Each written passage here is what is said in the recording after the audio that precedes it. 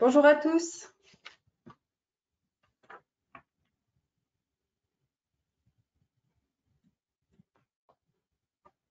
Bonjour à tous et bienvenue à notre webinaire Réussir son implantation sur le marché suisse. Je vois que les personnes se connectent au fur et à mesure.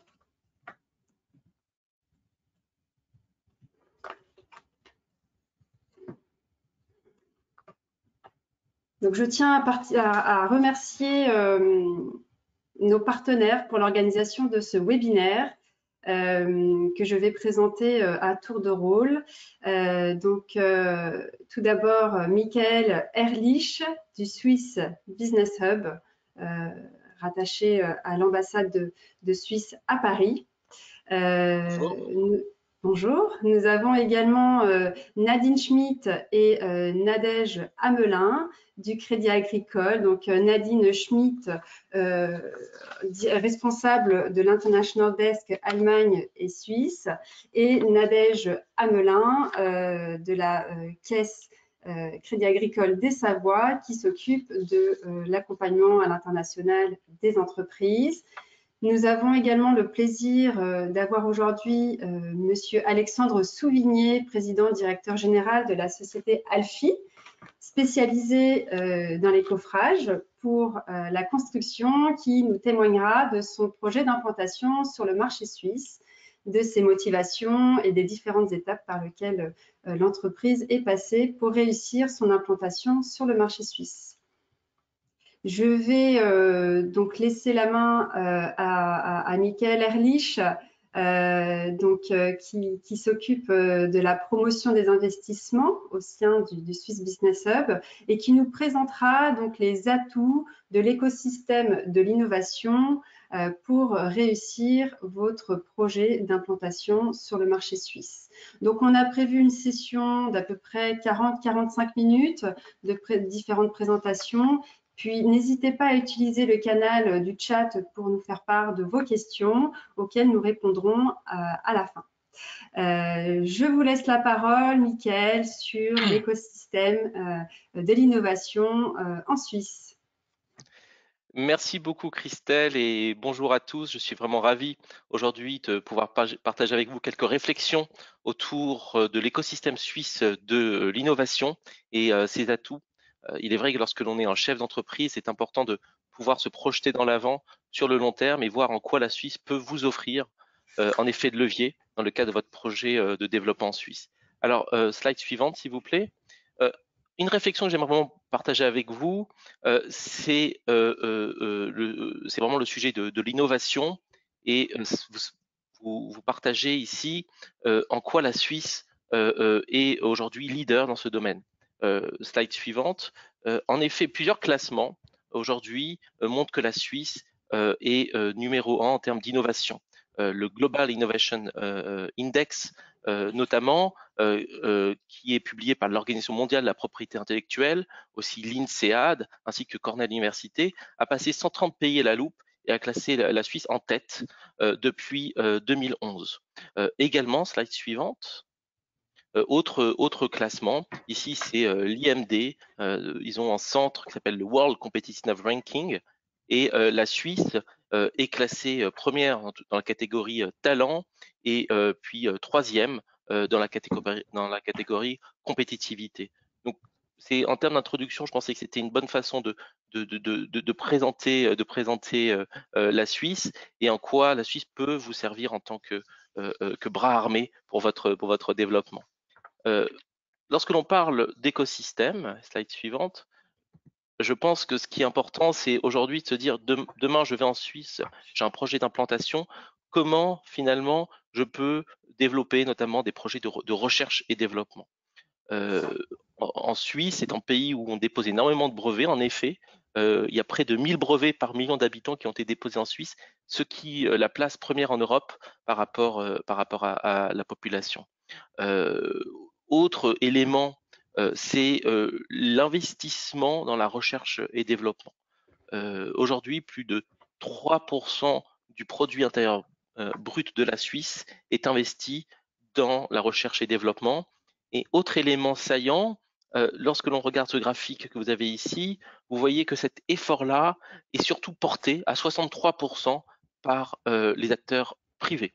Les autres acteurs sont l'université, la confédération et puis aussi des investissements étrangers.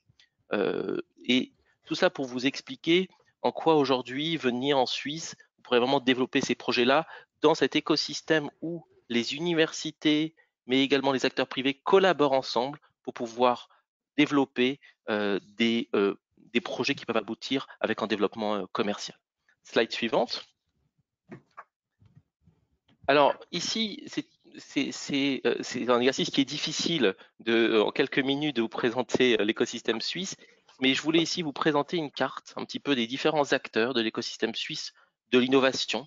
Ici, vous allez reconnaître certainement différents noms qui vous sont familiers, notamment nos écoles polytechniques, notamment l'école polytechnique fédérale de Lausanne ou les THZ à Zurich, qui sont dans les derniers classements, font partie des meilleures universités au monde, dans lequel, parce que c'est aussi cela qui est important, pouvoir s'appuyer sur des talents dans différents secteurs que vous pourrez retrouver.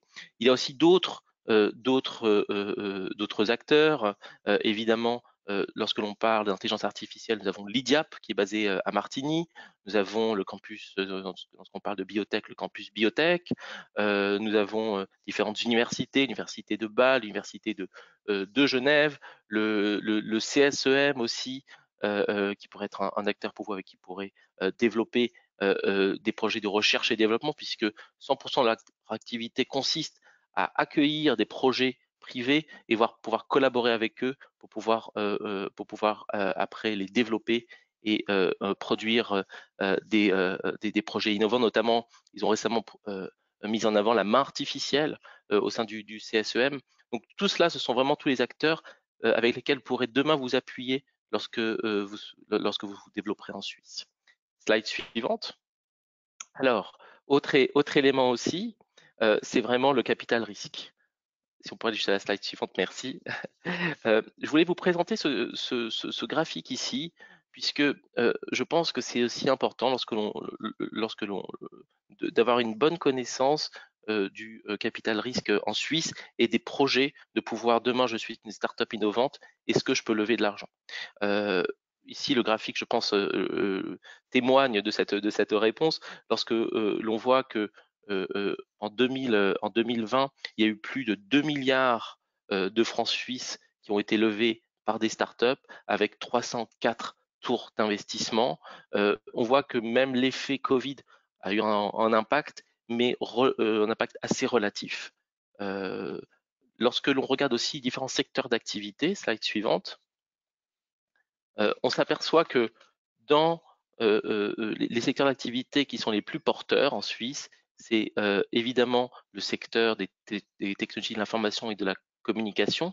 Dedans, on inclut évidemment la fintech, qui sont les plus porteurs, puis la biotech, la medtech, la cleantech, qui sont aussi les autres secteurs qui sont les plus porteurs en termes d'investissement, en termes de nombre d'investissements. Maintenant, lorsque l'on regarde les montants levés, c'est la slide suivante, s'il vous plaît, on voit que c'est le secteur des sciences de la vie où plus d'1 milliard de francs suisses ont été levés, qui prend la part du Lion, suivi du MedTech. Donc, ce sont vraiment les secteurs aujourd'hui, et c'est un petit peu le message que je souhaite vraiment vous adresser. Si vous êtes une entreprise technologique innovante dans les secteurs qui sont ici, venir en Suisse fait vraiment tout son sens, puisque vous allez pouvoir bénéficier d'un écosystème fort, et aussi pouvoir bénéficier d'un écosystème de capital risque intéressant pour vos projets. Slide suivante. Alors, un petit message un petit peu sur les technologies sur lesquelles nous pensons qu'il y a un réel intérêt pour des porteurs de projets français qui ont projet d'implantation en Suisse. Vous voyez ici, on appelle ça nous les 5 tech, les 5 technologies que vous retrouverez ici, qui sont la robotique, l'intelligence artificielle, la blockchain, l'industrie du futur, la médecine personnalisée. Pourquoi ces 5 technologies? Parce qu'il y a il y a un écosystème fort, comme je vous le disais, sur lequel vous pourrez vous appuyer. Et l'idée, c'est vraiment d'accueillir des entreprises pour qu'elles puissent réussir en Suisse. Et j'aurais peut-être dû rajouter dans ma présentation les atouts de l'écosystème suisse de l'innovation pour la réussite de votre projet. Ces réflexions-là ont été menées par l'ensemble des cantons de la Confédération pour bien connaître aujourd'hui l'écosystème qui pourrait être source de valeur pour une entreprise qui a un projet d'implantation et sur lequel il y a vraiment une possibilité de se développer et de croître depuis la Suisse pour passer de la start-up à la scale-up. Slide suivante, s'il vous plaît. Alors, la Suisse, ce sont à la fois des grandes multinationales, mais également en paysage de PME et d'ETI. Il faut savoir qu'en Suisse, 95% des entreprises sont des PME et des ETI. Nous allons l'entendre et nous aurons le plaisir d'avoir le témoignage de M. Souvigné, qui va nous partager son expérience par la suite, qui pourra aussi confirmer cela.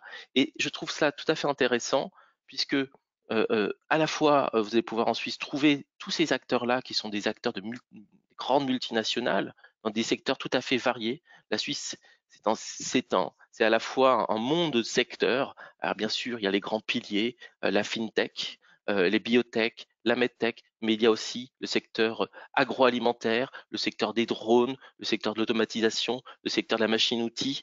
Le premier secteur en Suisse, c'est l'industrie. C'est 320 000 emplois. C'est le premier employeur en Suisse. Donc tout ça pour vous dire que il y a à la fois pour vous dans votre secteur d'activité, mais aussi dans toutes vos débouchés par la suite, vous pourrez trouver toute cette possibilité qui s'offre à vous. Il y a aussi, en tant que grande multinationale, il y a 850 multinationales qui ont choisi la Suisse pour établir leur quartier général. Utiliser la Suisse comme un hub vers l'Europe, un hub vers le monde, c'est souvent une stratégie qui est adoptée. En effet, alors je vais vous partager une réflexion. Là, j'ai lu récemment que maintenant le niveau d'exportation de la Suisse vers le monde a atteint le même niveau qu'avant la crise. Il faut savoir qu'en Suisse, un franc sur deux est gagné à l'export. Donc tout ça, ce qui est important, c'est vraiment les conditions cadres que la Confédération suisse met à la disposition de ces entreprises. C'est quelque chose qui est très important pour la Confédération, puisque c'est le poumon économique de la Suisse, c'est vraiment les PME et les ETI. Ces conditions cadres, aujourd'hui, ont permis notamment que les exportations atteignent le même niveau qu'avant crise. Donc, il y a quand même certains éléments encourageants par rapport à l'économie qui repart bien en Suisse. Autre slide, s'il vous plaît. Quelques éléments aussi sur le taux d'impôt sur les sociétés. Alors ici, vous voyez le taux d'impôt sur les sociétés par canton. En moyenne, il y a une moyenne de taux d'IS qui est autour de 15% sur les sociétés, mais ici vous voyez certaines différences, pas extrêmes, mais ça vous donne déjà une idée un petit peu du taux d'impôt sur les sociétés en Suisse, avec un extrême qui est à 21,6%, mais on peut commencer autour de 11-12% en Suisse en termes d'impôt sur les sociétés. Donc aussi des conditions cadres qui sont intéressantes. Slide suivante. C'était aussi l'autre élément fort de mon message. Le premier élément fort de mon message, c'est la Suisse en termes de pays d'innovation et pays de la recherche, mais on ne peut rien faire sans les talents. La Suisse, autre classement, c'est une étude qui est faite par l'INSEAD, ADECO et Google, qui a examiné la compétitivité de 132 pays du point de vue des talents. Et depuis 2013, la Suisse se classe chaque année à la première place. C'est à la fois des talents au niveau local, par les grandes universités que vous avez pu voir dans la carte que je vous ai présentée, mais aussi la Suisse, c'est un aimant à talent. Aujourd'hui, proposer à vos talents du monde entier de venir en Suisse pour pouvoir y travailler, c'est un élément fort qui permet vraiment d'attirer ces talents sur le long terme. Donc développer des projets avec des talents, c'est vraiment, je dirais, l'élément différenciateur aujourd'hui, et cette stabilité que la Suisse peut offrir à considérer dans votre projet de développement. Slide suivante. Mais il ne faut pas oublier aussi que ce qui est important, c'est vraiment cet équilibre. Et puis on le vit aujourd'hui au quotidien entre les activités professionnelles, mais aussi les activités à titre personnel. L'important, c'est aussi vraiment un cadre de vie que la Suisse peut offrir, où les montagnes sont vraiment toujours très proches de son lieu de travail. Et ce cadre de vie-là, cette nature-là que la Suisse peut offrir, c'est aussi un élément important pour vous, que ce soit si dans le cadre de votre projet personnel, vous souhaitez aussi à la fois développer votre entreprise en Suisse. En tout cas, voilà les conditions que la Suisse peut offrir. Ici, c'est le dernier classement de Mercer 2018 sur la qualité de vie, où l'on voit que Zurich est la deuxième ville en termes de qualité de vie internationale, la deuxième ville la plus appréciée par les talents. Ensuite, Bâle et Berne. Donc voilà, quelques éléments. Slide suivante. Alors, comment aujourd'hui, si vous souhaitez aller de l'avant et vous informer plus en détail sur votre projet en Suisse.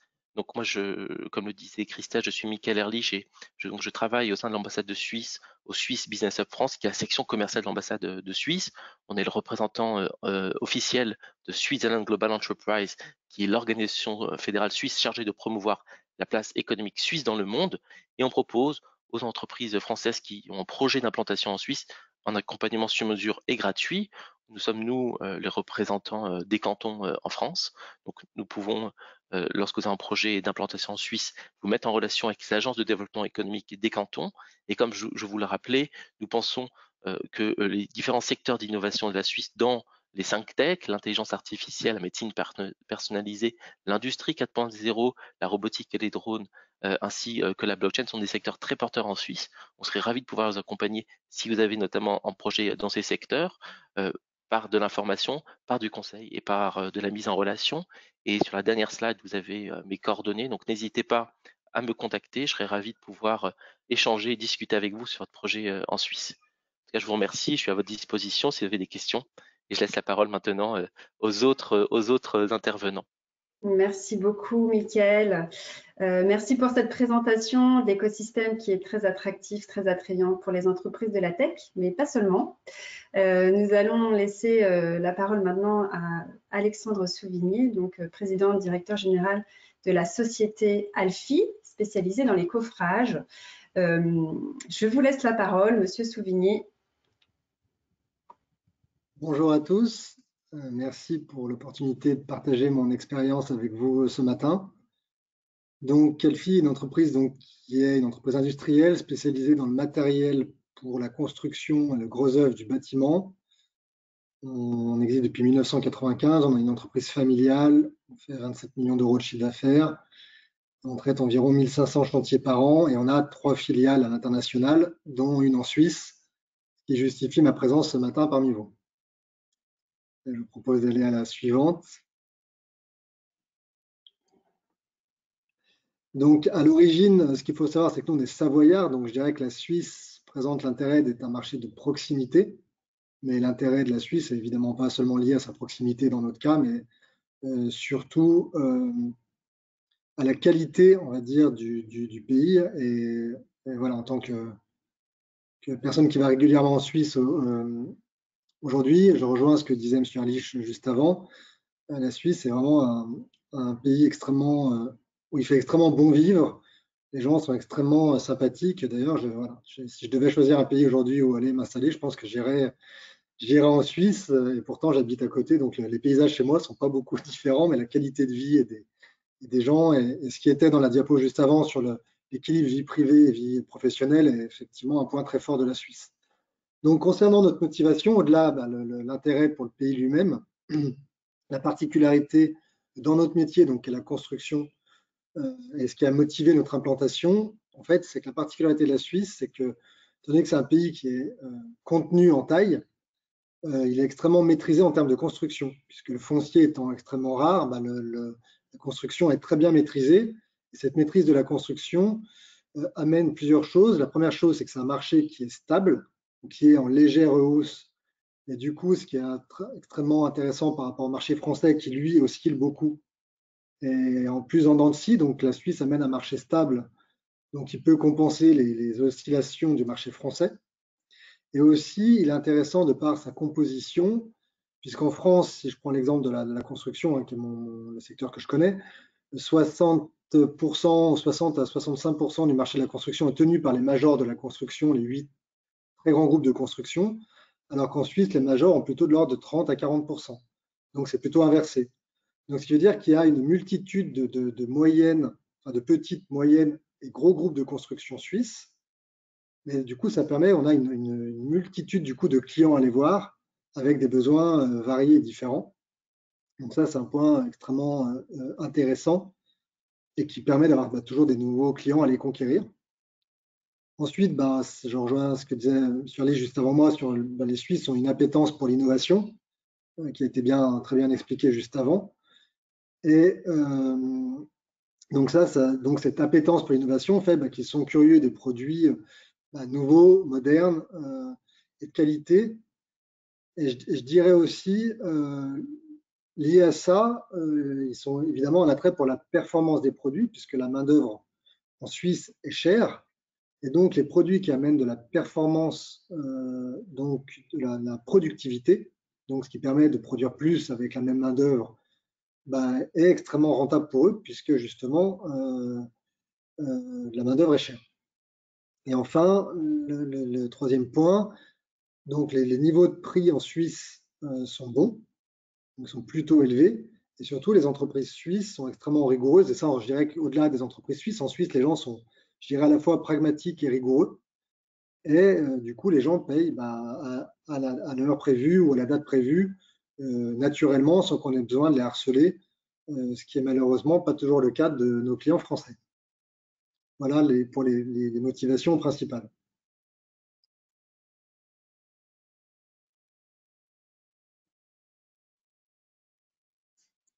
Ensuite, nous, comment on s'est implanté, donc nos étapes d'implantation. Alors, dès 2003, on a commencé à travailler en Suisse, ce qui nous a fait un petit peu la preuve de concept. C'est-à-dire que de 2003 à 2012, on a ouvert la filiale dont je vous parlais juste avant. On a pu tester l'offre, valider la qualité de l'offre vis-à-vis de la clientèle suisse et commencer à rentrer dans un courant d'affaires. Et je dirais qu'une particularité de la Suisse qui est à noter de mon point de vue, en deux mots, c'est qu'en fait, les entreprises suisses qui sont des concurrents ou des confrères, suivant comment on voit la chose, n'hésitent pas, quand ils voient un de leurs concurrents qui est une entreprise de renom qui travaille bien, essayer un nouveau produit comme le Alfie, par exemple, les concurrents vont dire, tiens, si ce confrère a utilisé ce matériel-là, plutôt de se dire, moi, je vais faire l'inverse parce que je suis un libre penseur, comme on peut avoir des fois en France, mais ils vont dire, tiens, je suis curieux aussi de découvrir pourquoi mon confrère, mon concurrent, utiliser ce produit. Donc, je dirais qu'on a un effet un peu domino. C'est-à-dire que quand on arrive à rentrer auprès d'un client, mécaniquement, on a d'autres clients qui arrivent presque d'eux-mêmes, parce que justement, ils ne vont pas vouloir dire moi, je ne vais pas l'appeler parce que moi, je suis différent. Au contraire, ils vont dire tiens, il a sûrement raison, il est intelligent, donc tiens, voyons pourquoi il a choisi ça. Donc, ça, après, on a un effet du coup qui est d'accélération de la réussite, j'ai envie de dire, quand on y arrive bien, ce qui amène assez rapidement un développement du courant d'affaires. Donc, voilà, je dirais qu'une fois qu'on passe le cap, ça va plutôt assez bien. Ensuite, la deuxième étape qu'on a eue, c'était donc l'ouverture d'une structure juridique. Donc ça, c'était en 2012 que je vous disais. Donc ça, c'était très important parce que je pense qu'on avait, dans l'étape 1, pris quelques gros clients, mais les clients plus petits ou plus les belles PME suisses avaient vraiment besoin de sentir notre envie d'être présent en Suisse et le fait qu'on ne traitait pas la Suisse comme une banlieue française, passez-moi l'expression, mais qu'on donnait vraiment l'importance et l'intérêt que la Suisse mérite, parce qu'elle le mérite très largement.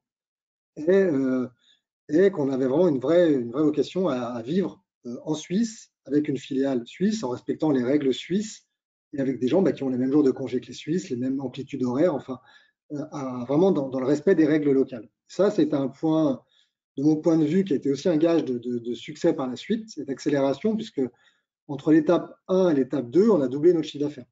Donc, en étape 1, on faisait autour de 2 millions d'euros par an, avec un commercial. À partir de l'étape 2, toujours avec une structure relativement faible, on a doublé, d'ailleurs je l'ai écrit juste en dessous, pardon, on a doublé très rapidement pour passer à 4,5 millions.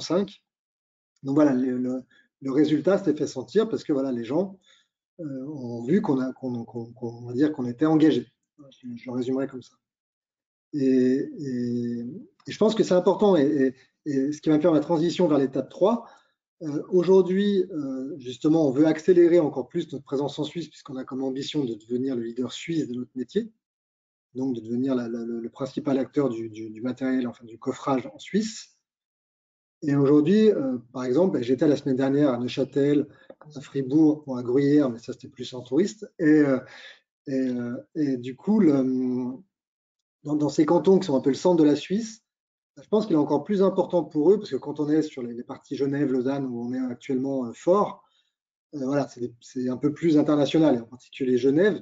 Et quand vous allez dans le centre de la Suisse, et pour travailler avec ces entreprises qui construisent au cœur de la Suisse, le fait vraiment d'avoir une implantation forte, avec du personnel, une vraie agence bien implantée en Suisse, va être encore plus, de mon point de vue, un gage de réussite et de succès, d'où justement le choix de cette accélération suisse par une agence avec plus de personnel, un bureau d'études. Justement, on peut profiter effectivement du système éducatif suisse qui est très performant, où on a vraiment des profils de très belle qualité, extrêmement performants en termes de travailleurs, où il y a encore vraiment un sens du travail fort en Suisse. Ça, c'est vraiment un point important, un engagement dans l'entreprise. Il y a encore un peu ce qu'on avait en France et qu'on perd malheureusement, de mon point de vue, c'est un engagement fort dans les entreprises. Même les jeunes, s'ils sont bien dans une entreprise, vont souhaiter rester, en tout cas, tant que le projet leur correspond en tout cas. Et voilà, donc ça, voilà, ça fait vraiment partie des points qui, de mon point de vue, permettront la réussite et notre accélération encore en Suisse. Merci beaucoup, Monsieur Souvigné. C'est très intéressant, très opérationnel, et ça vient vraiment illustrer la suite de notre webinaire, puisque je vais maintenant intervenir pour parler de Road to Market, donc la feuille de route, comment se préparer pour bien approcher le marché suisse. Merci beaucoup. Donc, je ne me suis pas présentée en introduction, mais c'est vrai, donc je vais le faire maintenant. Donc, moi, je suis Christelle Oliveira. Je suis chef de projet senior à l'international. J'accompagne les entreprises à l'international dans leur développement, dans la mise en place de leur stratégie à l'international sur divers pays européens et notamment sur le marché suisse. Je souhaitais donc vous présenter aujourd'hui comment définir, comment construire votre road to market, votre feuille de route pour approcher le marché suisse.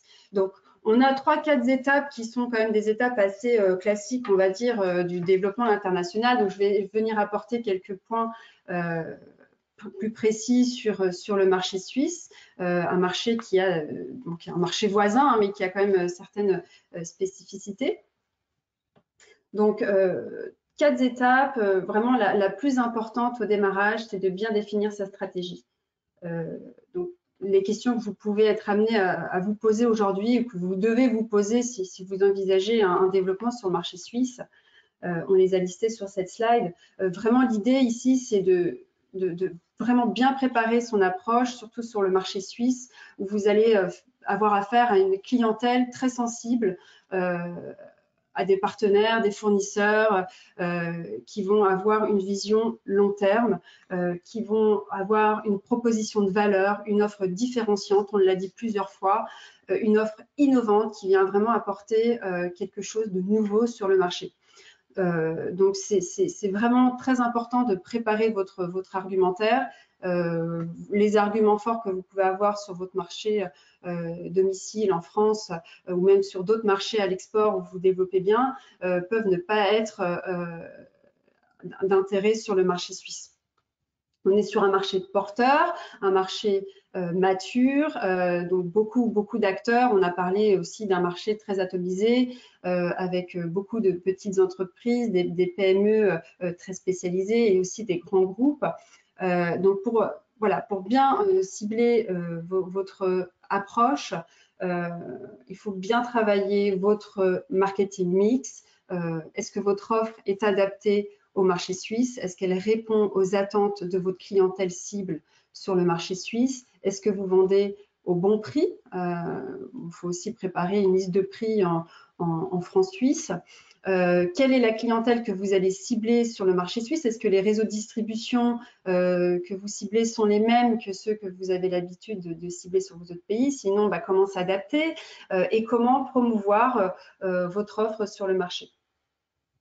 Donc, c'est vraiment très, très important, notamment sur un marché où vous avez 26 cantons, 4 langues différentes et la multiculturalité qui va avec. Il faut vraiment pouvoir s'adapter et notamment avoir des supports de promotion traduits en 2-3 langues minimum avant d'aller approcher vos partenaires potentiels. La stratégie go-to-market, donc c'est vraiment bien comprendre comment entrer sur le marché, quels sont les différents modes. Donc on va le voir dans la slide suivante. Est-ce que c'est une approche directe? Est-ce que c'est via des intermédiaires ou est-ce que ce sera l'étape d'après en propre avec une filiale ou au travers d'une acquisition? Lorsque vous allez avoir bien défini votre stratégie d'approche du marché suisse, il vous faudra donc déjà mettre en place les résultats de votre première phase de recherche. Donc, l'approche directe, donc c'est-à-dire avec une ressource que vous pouvez avoir en interne qui va parler certaines langues, parler en Suisse, qui va pouvoir valider, on va dire, la stratégie que vous avez définie en première phase, obtenir des premiers retours, obtenir un retour sur votre offre, valider que votre produit répond bien à la réglementation en Suisse. Ça, c'est des choses qu'il faut en général valider avant d'aller approcher les acteurs. Donc cette approche directe a quand même quelques freins puisque en Suisse vous avez le droit d'annonce quand vous allez détacher des salariés pour aller travailler sur le marché suisse, des prestations qui sont limitées à 90 jours sur le sol suisse par an par entreprise. Donc c'est vrai que ça limite un peu l'action de développement sur le marché, mais ça peut être une première phase pour valider le potentiel, peut-être signer des premiers contrats, des premières affaires avant d'aller investir davantage. Vous avez aussi donc la possibilité d'approcher le marché suisse au travers d'importateurs, distributeurs, des agents. Ils sont assez peu présents sur le marché suisse, mais ça peut aussi être une solution. Donc l'avantage, c'est bien sûr de faciliter la commercialisation. Vous allez avoir moins de facturation à traiter, mais c'est vrai que à terme, voilà, ça risque peut-être de limiter votre potentiel sur le marché suisse. Surtout que, comme on est sur un marché très atomisé, avec plusieurs cantons, vous allez difficilement trouver un distributeur qui va couvrir tout le marché suisse. Donc, il faudra prévoir 3-4 distributeurs pour couvrir l'ensemble du marché. Vous pouvez également envisager des partenariats R&D. Donc ça, c'est le cas, c'est très intéressant pour les entreprises de la tech qui souhaitent bénéficier de l'écosystème de l'innovation tel que l'a présenté Monsieur Ehrlich au début. Donc ça, c'est également quelque chose qui est tout à fait possible.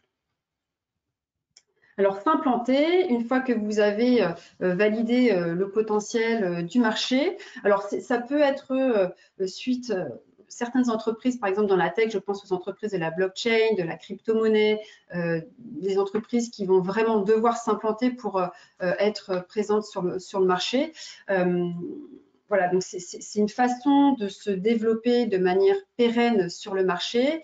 C'est aussi un atout différenciant vis-à-vis de votre clientèle suisse, puisque bien sûr, c'est plus rassurant de traiter avec une entreprise qui est présente localement.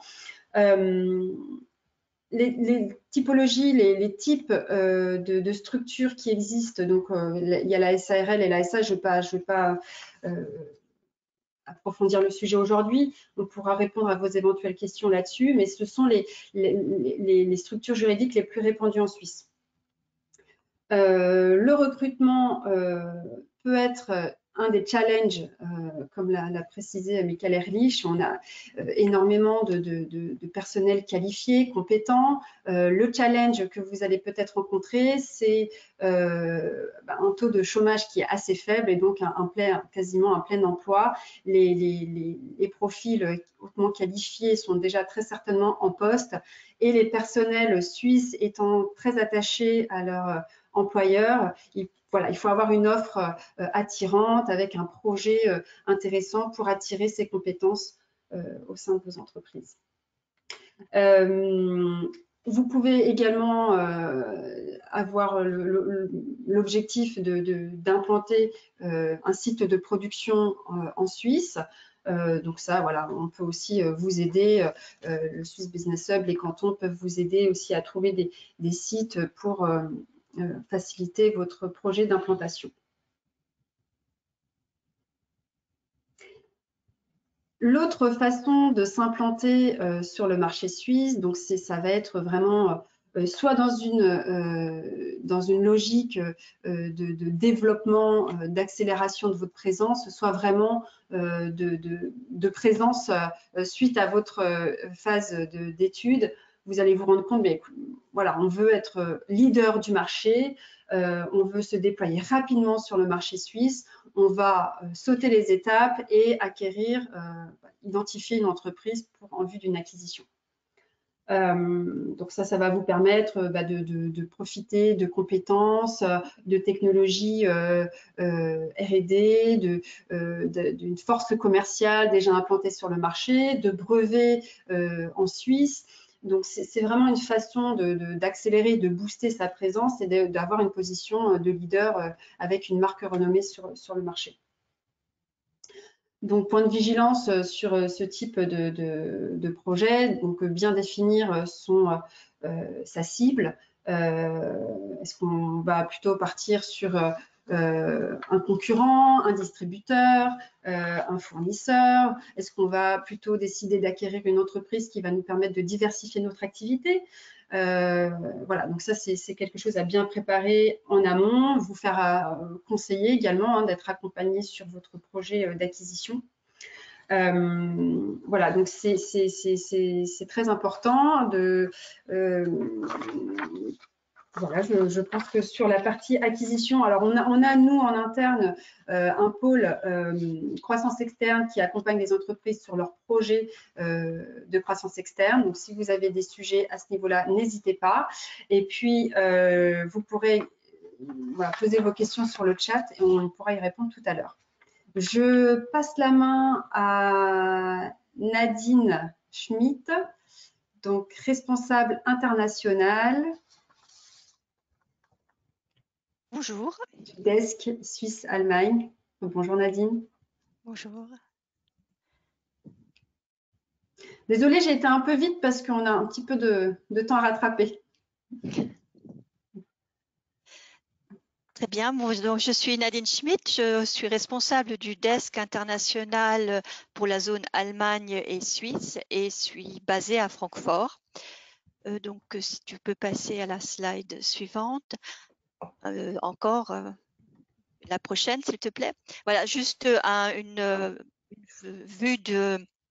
Le groupe Crédit Agricole est présent au niveau mondial dans 48 pays via différents acteurs, que ce soit des banques commerciales en propre, des métiers spécialisés. Tu peux passer à la slide suivante. Donc, le réseau des desks internationaux, en fait, c'est un facilitateur pour trouver localement une solution aux besoins de nos clients. Je suis le relais du chargé d'affaires local, c'est-à-dire qu'avec mes collègues, et le client, on va analyser ses besoins, lui donner les premiers conseils sur le pays et son projet, que ce soit d'implantation ou simplement de prospection, de développement, export, et ensuite l'orienter vers les bons interlocuteurs, ceux qui vont pouvoir l'aider à remplir sa feuille de route. Donc, si le client a des besoins au niveau bancaire et qu'on peut le résoudre en propre, on va l'accompagner, on va le présenter à nos collègues localement. C'est le cas par exemple sur l'Italie ou sur le Maroc. Mais dans la plupart des pays, on n'est pas présent avec une banque commerciale. Donc, on va introduire le client auprès d'une banque partenaire avec qui on a soit des partenariats exclusifs, soit des partenariats ouverts, mais où on a défini une feuille de route pour accompagner nos clients de l'ouverture de compte jusqu'au financement. Dans la partie non bancaire, on travaille avec des prestataires externes, tels qu'Altios, qui a un partenariat avec le Crédit Agricole pour accompagner les clients dans leur développement, mais aussi tous les acteurs de la Team France Export, tels que Business France, les CCI, et ouvrir notre carnet d'adresses, que ce soit notaire, avocat, expert comptable, à nos clients pour justement qu'ils n'aient pas à faire toute cette recherche en amont avec qui je vais pouvoir travailler sur le pays. La slide suivante, s'il te plaît. Donc, on m'a demandé de faire un focus sur le système bancaire en Suisse. La Suisse, c'est la slide suivante, s'il te plaît. Une place financière, une des plus premières places financières mondiales, qui a autour de 240 banques où on peut, avec, disons, voir des spécificités. Vous avez les grandes banques qui sont Crédit Suisse, UBS, avec une couverture nationale, des banques universelles. Ensuite, vous avez des banques plus avec des couvertures au niveau du territoire. C'est le cas des banques cantonales qui vont accompagner les clients de leur canton, ou les banques Raiffeisen, les banques coopératives, qui vont accompagner les clients de leur secteur, qui est un peu plus réduite que la banque cantonale, puisque il y a à peu près 220 banques coopératives, donc vraiment sur leur territoire. Ensuite, vous avez des banques spécialisées, vous avez les banques régionales, les caisses d'épargne, les banques qui sont spécifiées sur la bourse, les banques étrangères et les banques privées. Au niveau des banques étrangères, vous avez, la plupart des banques sont présentes sur des métiers spécialisés, que ce soit la banque d'investissement, la banque privée, les métiers, disons, voire le haut de bilan. Peu de banques commerciales détenues par des banques étrangères. Au niveau du groupe Crédit Agricole, ce sont 5 entités avec 6 lignes métiers, comme je vous le précisais là juste avant, donc des métiers spécialisés, la banque d'investissement, banque privée, la conservation de titres, l'asset management. Une présence sur Genève, Zurich et Lugano. Et une particularité, une banque retail, c'est Ceanex Bank, qui est la banque des particuliers résidents suisses ou frontaliers, couvrant principalement avec des agences sur la partie romande et une agence à Bâle et Zurich. La prochaine slide. Donc, le thème du webinaire, c'est s'implanter en Suisse, donc automatiquement avec un besoin d'ouverture de compte. Quand vous créez une société en Suisse, vous avez 2 étapes. D'abord, le compte de consignation qui va vous permettre de verser le capital. C'est un produit en soi que vous ouvrez et qui ne sert vraiment qu'à cette fonction, verser le capital. La plupart des banques le proposent en ligne. Vous entrez quelques informations, vous obtenez votre IBAN, vous versez le capital, la banque certifie au notaire le crédit en compte et le notaire va pouvoir inscrire la société au registre du commerce. Uniquement après l'inscription au registre du commerce, donc quand vous avez le premier cabis en main, vous allez passer à la seconde étape, qui est l'ouverture du compte commercial. Là aussi, beaucoup de banques le proposent même pour les entreprises de manière digitale. Par exemple, je travaille moi avec Crédit Suisse comme banque partenaire et toute la procédure d'ouverture de compte pour une entreprise est digitale, c'est-à-dire avec des signatures de documents en ligne et des visioconférences pour authentifier les documents et les représentants légaux doivent être présents à la visioconférence. Au niveau des documents juridiques, les mêmes documents qu'on va vous demander en France. La liste n'est pas exhaustive que je vous ai mise là, simplement les principaux. Un point à aborder, c'est la partie conformité qui est imposée à toutes les banques, qu'elles soient suisses, françaises ou au niveau mondial. On est soumise aux régulateurs qui nous imposent de connaître les bénéficiaires effectifs.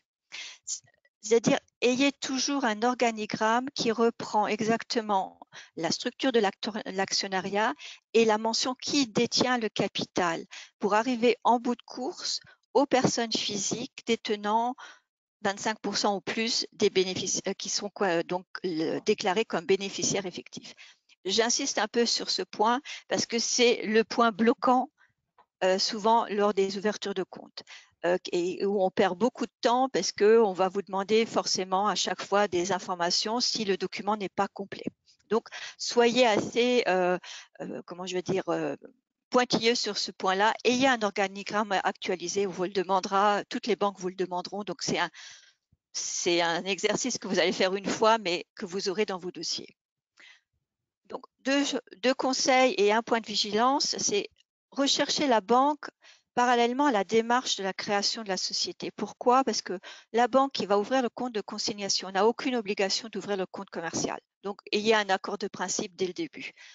Faites-vous introduire et accompagner par votre banque ou votre conseiller juridique. Ça vous facilitera une mise en relation avec le bon chargé d'affaires pour suivre votre dossier. Un point de vigilance, il faut savoir que la plupart des banques suisses pratiquent les taux négatifs, donc répercutent les taux négatifs de la Banque centrale. Le prochain point, s'il te plaît. Au niveau des financements, les banques suisses, l'offre, elle est identique à ce qu'on trouve en France. On va financer l'exploitation, le court terme, le moyen terme. On aura toutes les parties, la partie garantie internationale, les cautions de marché, quand vous allez faire participer à des appels d'offres ou même quand vous êtes en livraison ou en production, il y aura des cautions de marché à apporter. Il faut savoir que souvent, on demande à ce qu'elles soient émises par une banque suisse ou une banque ayant son siège en Suisse. Et les banques suisses demandent un nantissement d'avoir équivalent à la caution, au montant de la caution. Du leasing, factoring est moins développé, c'est souvent tu peux retourner à l'autre? Voilà, moins développé et ce sont des acteurs spécialisés. Bien préparer son dossier. Ayez un business plan, ayez un plan de financement. Réfléchissez quelle est la part en fonds propres que vous allez pouvoir apporter. Les banques suisses, souvent, pour des sociétés qu'elles ne connaissent pas, vont faire du style win-win. 50% d'apport, 50% de financement. Bien sûr, tout ça, c'est négociable. Ça va dépendre du type de financement que vous sollicitez, de l'évaluation du risque, des garanties à apporter. Vous pouvez négocier à avoir 40, 60, 30, 70, mais ne soyez pas étonnés, l'apport en fonds propres est plus élevé qu'en France. Au niveau des sûretés, ce sont les garanties de maison mère, des cautions du gérant ou des associés, des cédules hypothécaires, des nantissements. La contre-garantie bancaire, elle peut être étudiée, mais ce n'est pas le premier choix des banques suisses. Il existe aussi en Suisse, comme en France, des organismes d'État qui proposent des prêts subventionnés. Ici, on parle de coopératives de cautionnement. Ce sont souvent au niveau des cantons. Je vous ai mis là un exemple, c'est la coopérative romande de cautionnement qui couvre la partie romande. L'antenne de Genève, c'est la FAE, Financer l'entreprise autrement, qui peuvent aussi vous apporter de l'aide. Mais le dossier sera monté par la banque en appui de la coopérative. Donc, mon conseil, c'est quand vous démarrez sur la Suisse, vous n'avez pas d'historique bilan. Donc, voyez d'abord avec votre banque en France comment financer votre société pendant les 2-3 premières années avant de solliciter une banque suisse. Bien sûr que si c'est du financement immobilier, il faudra dès le début aller voir les banques suisses pour financer l'immobilier en Suisse. Vous trouverez, je vous ai mis là le site du secrétariat à l'économie qui a un menu très développé sur le financement des PME et que je vous conseille de consulter en plus des informations qu'on peut vous fournir les banques. N'hésitez pas à venir nous contacter. Le point suivant, s'il te plaît.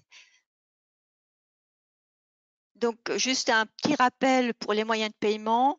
La partie change, c'est ma collègue Nadège qui va évoquer le sujet tout de suite après moi. Il faut retenir les classiques, c'est le virement et le prélèvement. Ce sont les deux moyens de paiement les plus utilisés.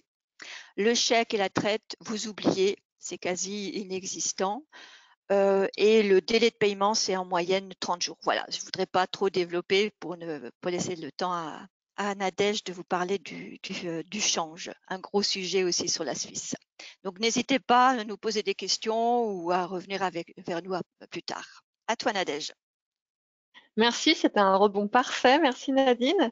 Donc bonjour, merci aux précédents intervenants. Donc comme Christelle vous l'a dit en début de présentation, aujourd'hui je représente le service international pour le Crédit Agricole des Savoies. Donc nous sommes une région frontalière de la Suisse, au même titre que la Caisse régionale Centre-Est et la Franche-Comté. Et pour faire la transition avec ce qui a été dit précédemment, on va dire que on peut résumer et dire que si vous voulez pénétrer le marché suisse, vous procéderez certainement par étapes, un petit peu comme Alfie l'a fait, toutes celles que viennent d'évoquer Altios et Cassib, et monsieur soulignait. Et de fait, logiquement, après les études de marché et les accompagnements parabancaires, vous pouvez en avoir d'autres avec la CCI, les douanes, etc. Vous allez concrétiser enfin sur le terrain en Suisse. Et sur le terrain, il va vous être posé on va vous poser des questions, on va vous demander des choses. Typiquement, votre partenaire suisse, client ou fournisseur, tout dépend quelle posture vous avez, exigera peut-être de vous des garanties de paiement si vous êtes client ou de bonne fin ou de restitution d'acompte si vous êtes fournisseur. Il y en a évidemment d'autres qui ont été un petit peu évoqués par avant. Et pour tous ces aspects concrets, il ne faut pas hésiter à vous tourner vers le service international de votre caisse régionale.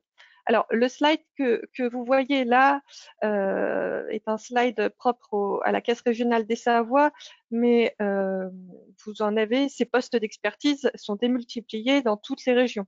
Donc, il faudra vous rapprocher soit de vos centres de référence, typiquement votre centre d'affaires entreprise pour toutes les ETI, l'agence de réseau de proximité pour les PME. Et je sais qu'aujourd'hui, il y a quelques startups qui nous écoutent, donc elles se rapprocheront du village PyCA. Voilà. On peut passer à la slide suivante. Christelle, si tu veux bien. Voilà. Ici. On va faire on va faire un focus sur la couverture de change pour clôturer cette présentation qui était déjà très complète.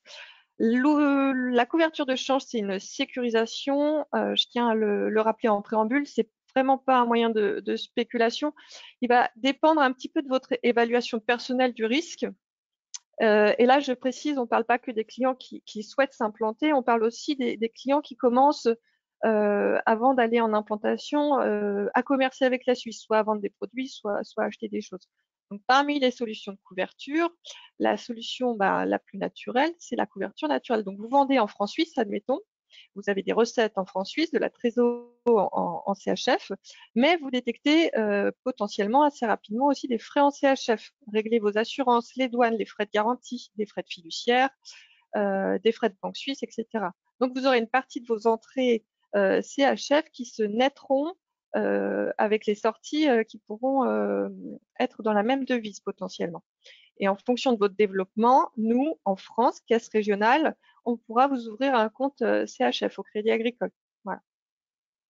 Ensuite, dans votre posture, il faut que vous ayez une idée des montants de chiffre d'affaires que vous ferez.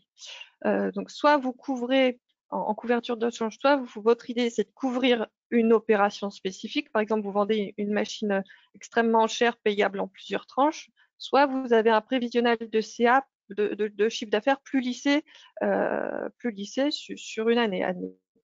Et vous pouvez partir sur une stratégie de couverture de change, soit 50% de vos, ça peut être, c'est un exemple, c'est à titre d'exemple, chaque situation est différente, mais par exemple 50% de vos gains en CHF et le reste, vous laissez la possibilité de le changer au comptant ou au spot, comme vous pouvez l'entendre parfois dans notre jargon. Et alors ça c'est la couverture, on a parlé des couvertures naturelles, mais parmi les couvertures les plus simples, sans entrer du tout dans le détail des options, plus structurées, donc vous retrouverez deux solutions Crédit Agricole, le change à terme et le flexi-gain. Là, je vous engage à aller sur notre site Crédit Agricole Group, où les fiches sont assez exhaustives. Et dans un premier temps, par rapport aux étapes dans votre banque française, il faudra que votre gestionnaire de compte codifie avec vous une ligne d'engagement de risque propre à la couverture de change qui dépendra de votre dossier. Si tout est conforme, après, vous appelez la table d'échange Crédit Agricole et vous définissez avec elle un volume de francs suisses à changer, un sens, est-ce que je suis à la vente, est-ce que je suis à l'achat, et puis une maturité, c'est-à-dire la période d'utilisation de la couverture de change, 1 an par exemple. Et ensuite, pour l'un de nos produits, donc le FlexiGain, c'est un contrat qui va vous garantir un cours de change unique qui est basé sur le taux spot, donc le cours spot euro CHF au moment où vous prenez la position, au moment de la mise en place du contrat. Voilà. En complément de tout ça, donc pour adapter votre stratégie de couverture de change, il faut regarder la nature de ce que vous achetez ou de ce que vous vendez. Est-ce qu'il y a une saisonnalité dans votre activité?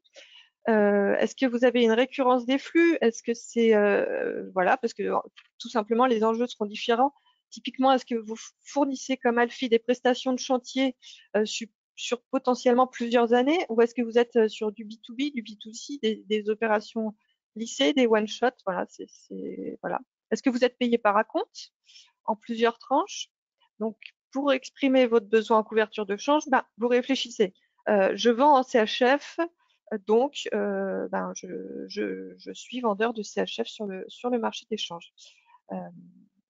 Et puis, très important par rapport au petit schéma, il faut que dans votre stratégie, vous définissiez un court budget. C'est-à-dire que vous importez des produits manufacturés, par exemple, on va se mettre dans l'autre sens, vous importez des produits manufacturés que vous réglez en francs suisses. Vous êtes donc cette fois-ci acheteur de francs suisses. Vous achetez en francs suisses à un certain taux de change euro-CHF. Si vous intégrez ce produit manufacturé soit dans un produit que vous allez vous-même transformer, ou si c'est du négoce pur, peu importe, il faudra que vous fixiez quand même vous un but, un court budget, un cours cible, un cours target. C'est parce que le cours auquel vous allez acheter, finalement, il peut potentiellement entamer ou bonifier votre marge. Et c'est contre ce risque de variation et contre ce risque le fait d'entamer votre marge qu'on veut vous couvrir. Voilà, qu'il faut adopter une stratégie. Et le court budget vous permet aussi de définir plus finement le coût auquel vous revendrez vos biens et donc votre tarification client. Et c'est d'autant plus vrai quand vous avez des tarifs clients annuels, fixés annuellement, des barémiers qui sont publiés, etc. Dans l'autre sens, maintenant, si on réfléchit aux vendeurs de prestations en Suisse, on peut aussi penser à se prémunir partiellement d'une évolution de taux avec je pense là à Alfie, mais à d'autres sociétés qui font du chantier en Suisse ou des prestations de services sur plusieurs années.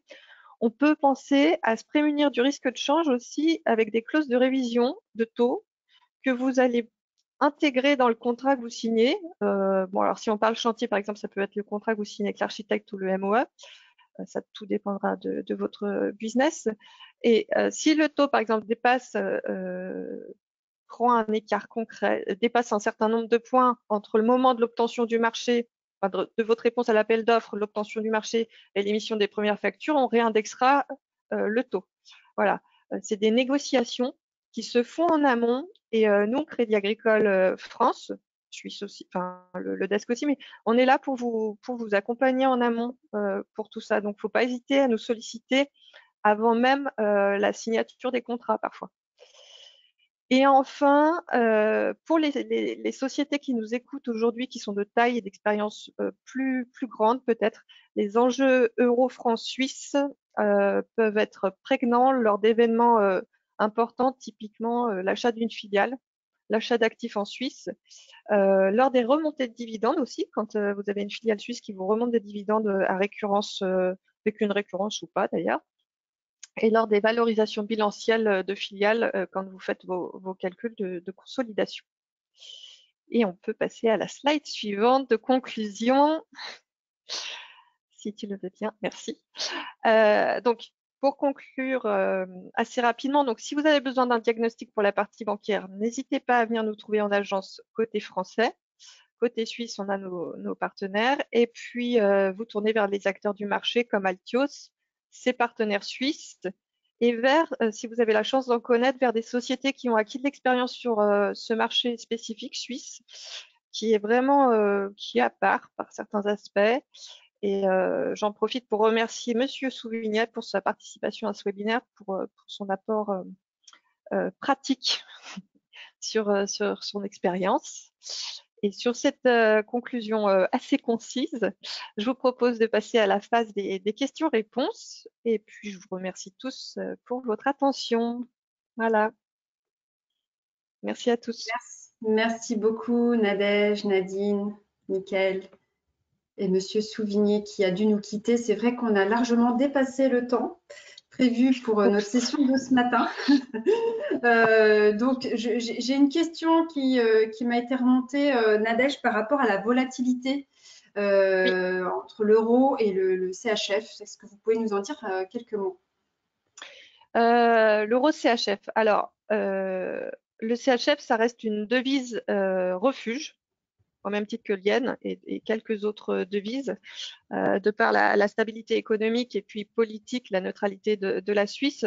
Après, nos économistes disent qu'on est en légère tendance haussière. Aujourd'hui, l'euro CHF se traite autour de 1,1065, mais ces taux-là ne présagent pas forcément des taux futurs. Donc, je ne peux pas vous dire pour le futur. Mais par contre, par rapport à ce qui est des couvertures, même si on ne voit pas une très forte volatilité avec de grands écarts, ça reste quand même une stratégie potentielle à adopter parce que en Suisse, il faut rester vigilant. La BNS, la Banque nationale suisse, intervient, est déjà intervenue par le passé. Ils fixent leur propre, les Suisses fixent leur propre cours directeur en fait et conduisent une politique monétaire bien à eux, avec des hausses et des baisses de taux d'intérêt, des choses comme ça, de l'émission de la masse monétaire, ce type de choses. Et en fait, la Suisse fait tout pour lutter contre l'appréciation du franc suisse, surtout depuis la fin du cours plancher du CHF à 1,20 début de 2015. Et certains ont peut-être connu cette période agitée en janvier 2015 quand on était à 1,20 et que la BNS a fait le choix de modifier ses cours. Donc voilà, même si au quotidien vous ne voyez pas de grandes variations, il ne faut pas hésiter à nous consulter par rapport à ça. Ouais. Merci beaucoup, Nadège.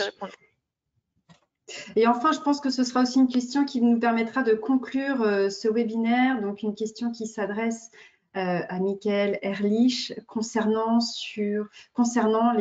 les accompagnements que vous proposez et les éventuels conseils que vous pouvez apporter à une entreprise qui cherche à s'implanter sur le marché suisse.